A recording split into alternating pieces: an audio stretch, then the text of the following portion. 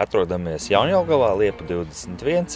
Esam pabeiguši skursteņu pārmūrēšanu. Pagājušā gadā speciālisti apsakoja māju un konstatēja, ka skursteņi pirms avārijas stāvoklī bija atdalījušies ķieģeļi un, pateicoties sniega barjerai, bija pasargāti no nokrišanas.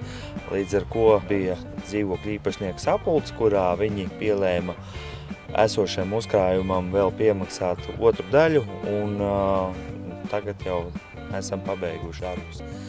Skursteņi ir vienlaicīgi arī pārmūrēti un apšūtie skārdu, kas nozīmē to, ka nākotnē viņi tiks pasargāti no ārējās vidas ietekmes, sals, lietus, vējš, sniegs un tā tālāk vairs nespēsīgi piekļūt ķieģelim.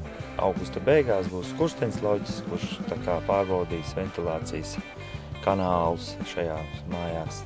Šobrīd paldies dzīvokļu īpašniekiem par uzticēto darbu.